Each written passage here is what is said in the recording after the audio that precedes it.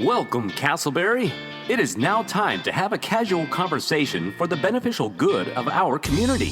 The show you are about to listen to is called What's Up, Casselberry? And now it is my absolute pleasure to introduce to you your hosts, Andy and Drew, along with producer Robin.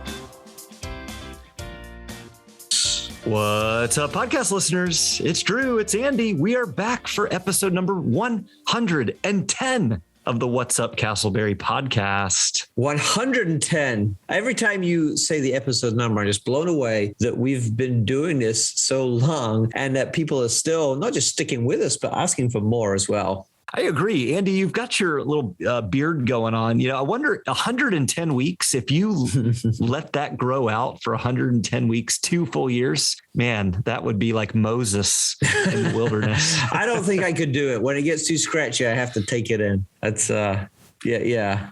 Me too. And it would take me about 2 years to get to the level that you're at right now. I don't grow a lot of hair, facial hair at all. That's funny. Well, Drew, it's just you and I today. We're missing the lovely producer, Robin, again. There's something that is less about us because she's not here. It is. I agree. We normally have producer Robin on the show giving funny background sounds and banter and laughing at my jokes. Listener, if you're new to us, we're so glad you're checking our podcast out. We are local residents of Casselberry, Florida, who love to have conversations each and every week about all the great things happening here in our community. Speaking of our community, Andy, you, me, and producer Robin, we're at a fun, connective community event. That's right. We were the guest speakers at the Casselberry Chamber of Commerce this past week. And it was quite the social outing. We got to wear our What's Up Casselberry polos. We got to give out mugs and prizes, got to share a little bit about the inspiration behind this podcast. Did you have fun? Oh, I did. I loved it. I mean, it's always good to be out in the community. And of course, we were very honored to be the special guests talking about the podcast. I loved being there. I loved meeting the people, and I loved telling our story as well. But let you into a little secret, Drew. I loved doing some of the research for our presentations as well. And as we dug deep, there were lots of little stats and nuggets and tidbits that we found out about the podcast. That's right. You're correct. We have passed the 10,000 total downloads number, which was a very big deal. We're very proud of that. So listeners, thank you for tuning in each week and sharing with friends. Andy, there's also some other stats you'd like to share. Yeah, I absolutely. And the reason I was kind of killing some time was because I was just pulling them up on my computer. There we go. That's how it's done, listeners. Guess, Drew, what percentage of our listeners are female? How many are female? Well, as good looking a guys as we are, I think very high. Maybe, I don't know, 55%. No, 61% of our listeners are female. And I'm 99.9% sure that it's not because we're good looking guys. Of our looks. That's right. We found out that Apple is the medium that most people listen to our podcast on, with 70% of our listeners there. Hey, an Apple podcast today keeps you healthy. Keeps who at bay? I don't even know. We found as well the average age of our podcast was 45 to 50 year olds. Which I thought was interesting. The numbers were pretty high as we went down as well. So it seems like those who are looking to invest in the community, those with kids in the community or at the school, those who are buying a house, those are the kind of people that are listening to our show. But anyway, we had a great time speaking and presenting. And if you're interested in what we shared, we'd love to share it with you. And if you're listening for the first time because you heard about us at the Chamber, welcome to the family. That's right. And you can go back and listen to any of our 109 episodes. We've got lots of great conversations with some fantastic guests. We've got one coming up here in just a few minutes. Andy, I will say as a final note to the Chamber of Commerce meeting, it normally when we do a podcast recording like we are right now, we're on Zoom. So just you or myself, Robin and I are talking. And when I make jokes, like dad jokes, it doesn't hurt my feelings when nobody laughs because it's just the two of you. But at the Chamber of Commerce meeting, to have awkward silence when I share a dad joke in front of like 50 people, it stings a bit. But you know what? I will not be deterred. I will continue to forge away I think it's that time, don't you? It's time for the dad joke of the week. Here we go. And I got some Doug jokes as well. Doug was introducing us at the chamber yesterday, and he enjoyed that too, didn't he? Doug is funny. I like Doug Presack from Christian Help. He's a good guy. We'll have to have him back on maybe a call-in segment sometime to do a Doug joke. All right, here we go. Andy, I've got 2 jokes for us and for our listeners. First dad joke of the week. What kind of music do chiropractors like? Hip hop. They like hip hop. Very good. Hip hop. As you pop your hips. Yeah. Hip hop. Yeah. All right. I like. By the way, this is not a joke. This is true. Our family text message this morning. My father-in-law sells medical equipment, and he had a case, and he went in and he texted that somebody, I don't know if it was the person being treated, if it was one of the workers there at the hospital, but somebody's name was Lovely, Fanny. So like it should Fanny Lovely, but it was written out Lovely Fanny. Well, that would be even worse and more offensive in England than it is in the US. But that's not a story I'm going to tell. All right, I'll have to get that on the podcast, off the podcast there, Waves. That is funny. Not really. It was a dad joke because it's your dad who told it. Yes, exactly right. All right, one more joke quickly here. I was a teller at a bank for a little while, but unfortunately I lost my job at the bank the very first day working there. You see, when a woman asked me to check her balance, I pushed her over. All right, a couple of Doug jokes. Last night, some thugs threw Chinese dumplings at my house. Can you believe such wanton vandalism? Ouch. All right. And then, but seriously, before that happened, I was watching a documentary on TV about a guy who worked 60 hours a week crushing soda cans. It was so depressing. It was so depressing. Very nice. There you have it. The dad and the Doug jokes of the week. Hope you enjoyed that. Listener, let's turn our attention to Casselberry in the news. And of course, we have some news, Andy. We were at the Casselberry Chamber of Commerce, as we said. We were able to discern there's some great things happening right here locally in our city. Do you want to report about the local art scene? Yeah, thanks, Drew. Our friends POW artists who were on the show a few weeks ago are at it again, holding a special exhibit all throughout March 1st through the 31st, called Spring Beauty, where I imagine that they will have all pieces of art and kinds of art that depict the beautiful Florida springtime. This exhibition is at Jam Art Gallery on Live Oaks Boulevard in Casselberry and is a must visit for any and all art fans. That's right. And we loved our conversation a few episodes ago. You can find those in our archives with Ken Harris and Sharon Hunt from POW Artists. Is an event worth attending here in the month of March if you like art. Another event worth being a part of is the Casselberry Chamber of Commerce golf tournament, Maitland versus Casselberry. That's right. This is an annual tradition where the Maitland Chamber competes against the Casselberry Chamber, and winner take all golf tournament. There's a trophy involved. There's a lot of money raised for local charities, both in Casselberry and Maitland. And it's a great way to give back to the community. The golf tournament this year is set for March 11th. So that's coming up right around the corner as of this recording. And so if you've still got time to join the golf tournament, it will be at the Casselberry Golf Course, Friday, March 11th, registration beginning at 7:30 in the morning. And you can find out all that information at the chamber website. That's casselberrychamber.com. I want to give a special shout out to Kenzie Lawlithan too for leading that great event. Kenzie. Now, Drew, that's really exciting. Yes. I know you're a golfer. I would enter if it was a putt-putt course because that's where my golfing skills lie. I'm a golfer in air quotes. I'm a big socializer. I like to chat with people, and I usually yell four every couple of shots or so. Watch out. Well, as we found out last week, you spend a lot of time at golf courses for someone who doesn't golf. That's right. Well, it's important to relax and listener as we get ready to have our next conversation with a man from our community. We're going to move into a break. So take a moment and relax.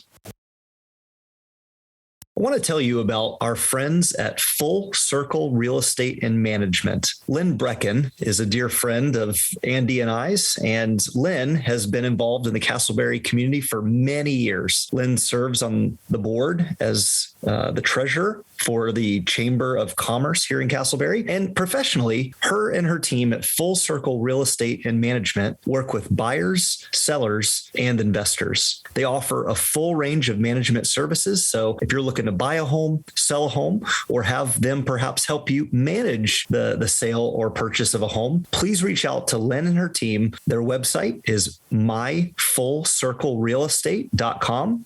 You can email Lynn at lynne@myfullcirclerealestate.com or give them a call at 407-921-3763. Lynn is a great person and will work to do everything she can to help you. Check them out, Full Circle Real Estate and Management.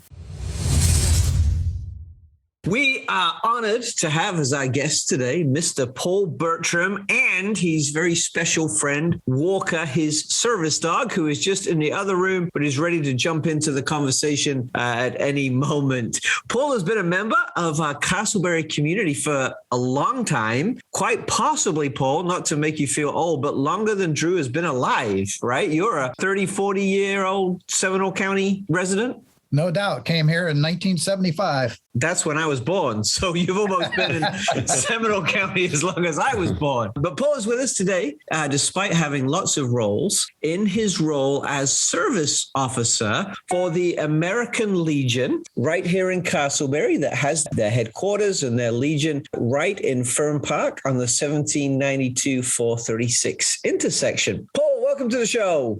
Thank you, Andy. We are glad to have finally gotten you here. I know we've spoken about this for a long time, but the timing is right because you got an event coming up soon that we can talk about. But before we get there, let's just do some fun little icebreaker questions, okay? When you go out to eat, when you take Marty out to eat, what is your favorite place to eat in Seminole County? It is Seasons 52. And as a matter of fact, we were there Tuesday night celebrating Marty's birthday. That's fantastic. I was there actually on Tuesday as well at lunchtime for a meeting. And it was let me tell you, this is just a funny story. It was a presentation, where someone was trying to sell us something and they promised us free food to go. So I said, sure, that's fine. But I got to leave at 1:00 on the dot. You know what time they serve the food? 12:59. So I had to sit through the presentation without the benefit of the food. Crazy. Ouch. That is a great spot, Paul. And I can already tell just by that choice, you and your wife are healthy eaters, or at least attempt to be. That's a great healthy option. Hey, Paul, we connected the other day at the Chamber of Commerce in Casselberry, and I hear you're also involved in the Seminole County Chamber of Commerce. If you're to go around town and ride your bicycle, what's your favorite route in and through Seminole County? I pretty much stay on the shared bike lanes in Casselberry and ride around Deer Run and also around the lakes over there near the golf course. And I road bike. I don't go on the trails. I can't take Walker with me. She can't run 18 miles an hour for very long. So I'm out about an hour and a half on those trails. 18 miles an hour. Paul's been conservative. I've seen him overtake cars on his bike. It's crazy. All right, Paul, final icebreaker. If your life were to be made into a movie, which actor would play you? I think Clint Eastwood, mainly because he has a line in one of his movies that says a man has to know his limitations. And I sort of live by that.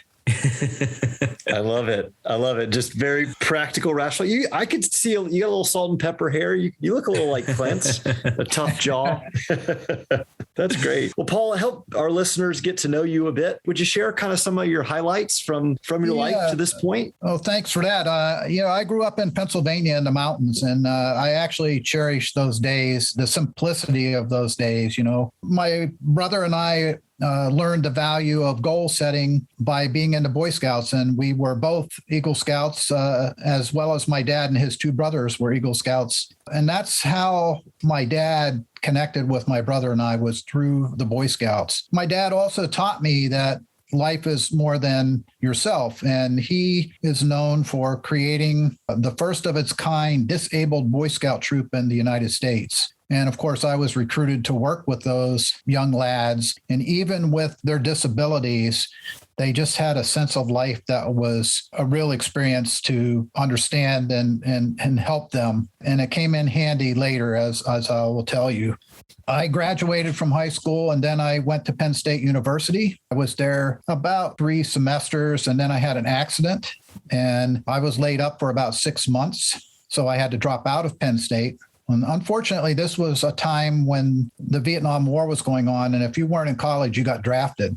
And even though I was out on medical disability, I got drafted. And so I went to the recruiting station for a physical and I was rated 4F. 4F is unfit for duty. And I thought I was home free and I packed everything I owned because there wasn't much future in my hometown. And I went to Washington, D.C. I got a job as an electrician doing electrical distribution and transmission work. So distribution is climbing telephone poles in the city. And transmission work is climbing 200-foot towers, pulling in the big wire. However, a year later, I got a word from the draft board that they rejected my 4F and I was to report to Fort Bragg to be in the Army. And there was no way I was going to Vietnam in the Army. So I joined the Navy and was guaranteed being electrician, electronics technician. And that was a good thing. However, when I joined the Navy, I went to boot camp and then I was on several ships, including one diesel boat submarine, which is a museum in Baltimore, which Andy's actually seen.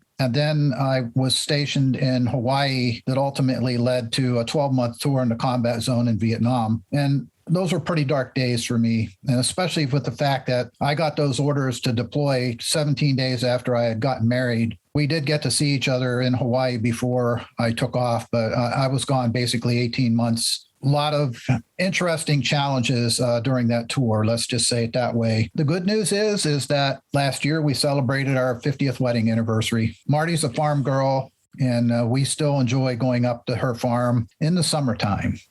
We don't much care for 20 below zero weather in the winter. I did 6 years in the Navy. And when I got out, my last year in the Navy, I was in a program where I could go to college. I got a degree in graphic design and I came down to Florida and got my first job as a graphic designer at Walt Disney World in design and development. And I worked with the architects and they got me interested in architectural specifications. That proves to be a significant part of my life. One of the interesting things about working at Disney is because I was hired as an artist, I was required to learn animation, and I was taught animation by several of the original 9 animators from Walt Disney. You know, today everything's done by computer, but back in the day when I watched those cartoons, it took 30 cells per second to be created. Yeah. So it was very interesting. However, Disney's run on a structure much like the military, and I had all the military I wanted, and I left after a year. People thought I was crazy, but I opened up my own business in a graphic design firm, and I basically specialized in putting information programs together for building product manufacturers to get specified by architects. So that training at Disney and the Construction Specifications Institute was significant. I was elevated to fellowship in CSI. I later became the national president for CSI. And in 2017, I was the 50th award winner of the Distinguished Service Medal from CSI. So I had quite a run with them. We sold our business and Marty was ready to retire. So we sold the business, but I was not ready to retire. So I took a job as director of environment and sustainability for a multinational company based out of Ireland. And I spent many hours on Capitol Hill driving energy efficiency policy. And Andy can attest, I traveled extensively through Canada, US, Mexico, Ireland, England, and France. Part of the work that I did in France was I was actually a panelist, an observer, and a delegate for the Paris COP21, which is when President Obama set our CO2 targets to reduce our CO2. During all of this, Marty started going to the Aloma Methodist Church. And I didn't get to go there very much until I finally retired, but I got to meet Andy there and several other Aloma men, and I considered them to be my Aloma band of brothers. And we would meet at the Chicana table early in the morning and pray for each other, and that was significant. And we sort of continue that in some fashion yet to this day, although the Aloma Methodist Church is long gone. While I was at Aloma, Andy can attest, I had a heart for veterans, and we had started some veteran programs there. And our church was loaded with World War II heroes. I mean, some of the stories are just unbelievable. 42 years after I served in Vietnam, I started to have some issues related to that experience. So I enrolled in the VA. I did not, and I ultimately was labeled or awarded, however you want to say it, as a disabled veteran. And about 6 years ago, I lost all my hearing in my right ear from what they called acoustic trauma from exposure to the big guns I was around. I'm still fighting that war. However, because of the maze and the bureaucracy of the VA, I decided that I was dedicating my retirement to helping other veterans, because it's just very difficult to get through that maze. And that's how I became a service officer for the post. That's sort of a brief summary of where I am.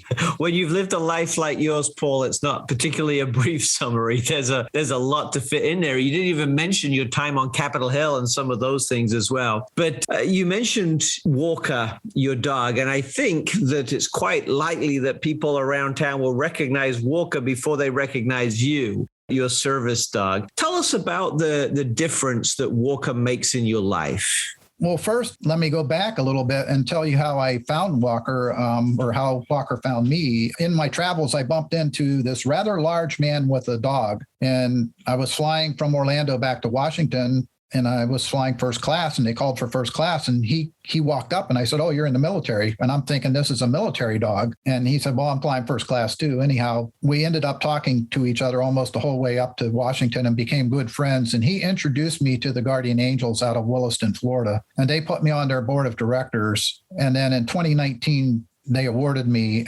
Walker. And it's a symbiotic relationship, because the dogs, I won't say that she'd never seen me before. There's sort of a backstory to that I won't go into. But when the trainer brought her out and put her in front of me for the first time, she was up on me, and it was a relationship right off the bat. And she has anxiety issues. I have anxiety issues. And so it's a symbiotic relationship. Sometimes she'll jump up in the bed, and I'm not sure what's going on, if I'm having some sort of an issue that she's intervening on, or maybe it had just thundered out and I have to calm her down. So it works both ways. Holding a leash is something special. And it focuses you on what you're doing to a degree that if you didn't have that leash, might not be the same experience. I love that. Clearly, Paul, you are a man that is involved in service. You're a man that's involved in the lives of both people and animals. Wanted to ask you a little bit about the American Legion. We wanted to have you on since American Legion's here in Casselberry. You guys are doing a big event in March, on March 26th, the Veteran and Family Service Fair. Can you tell us a little bit about that event and just why events highlighting and celebrating veterans is so important? So the American Legion Post in Fern Park is a social club, and they earn their money from that social club to pay the bills for the electric and the whatever bills come in. I joined the American Legion because of a federal court case that I have with the VA, and the American Legion will represent me free of charge legally in that court case. Just a little sidebar on that. I filed that paperwork 3 years ago and was told that they are 630,000 cases behind. So that gives you some indication of the efficiency of the VA. So if you ever see the flyer that we put out on this, I have recruited 22 different organizations that can aid and assist veterans and families that are in need. And none of them are from the VA.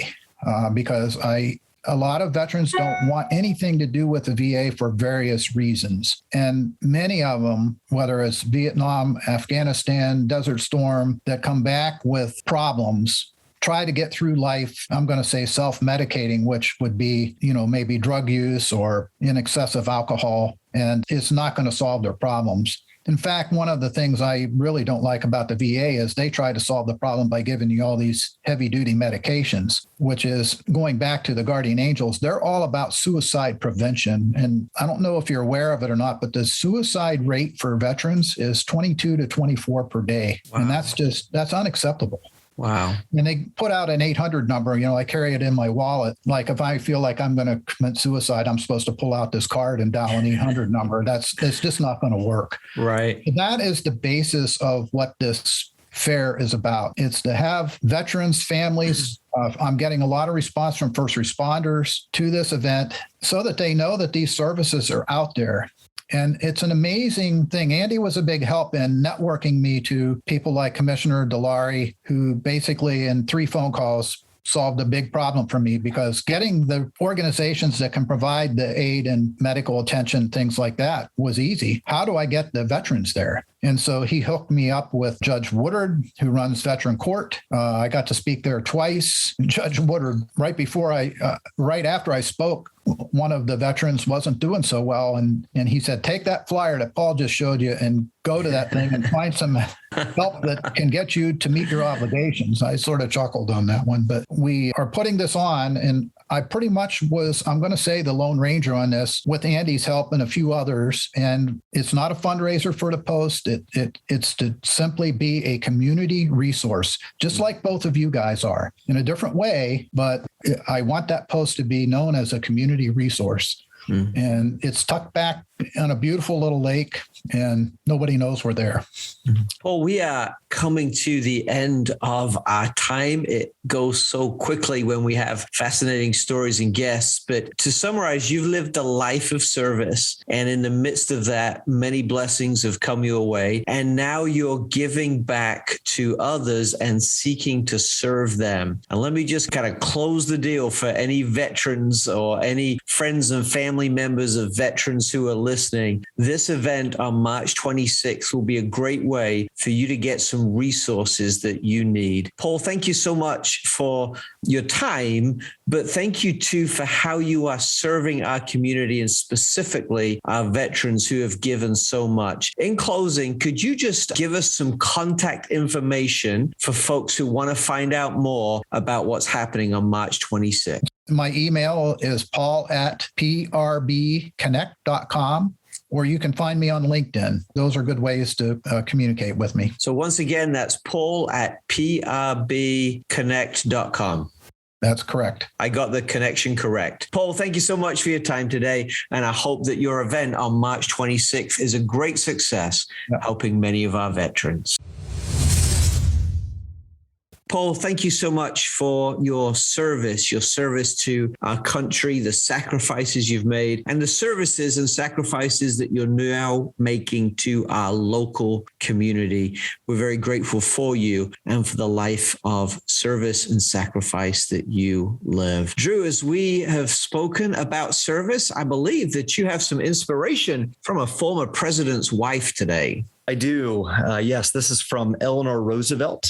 Very thankful for her and her husband's legacy in this country that we find ourselves. Eleanor Roosevelt said this: nobody can make you feel inferior without your permission. Nobody can make you feel inferior without your permission. You know, the reality is most of us, if not all of us, have had some negative experiences with somebody in our life. Oftentimes we can hear messages, maybe even from our childhood, messages like, you're not enough, or you don't measure up in this particular way. I think this quote is really impactful to be reminded that as those messages perhaps go through your mind, as memories from your past come into your head, be reminded that you are a valuable person, a citizen of Casselberry or wherever you're listening from. Nobody can make you feel inferior unless you allow them to. So our encouragement is be reminded of the value that you share in this community space. You do matter. You do have a purpose, and you do bring something very significant, important to the table, because guess what? There's only one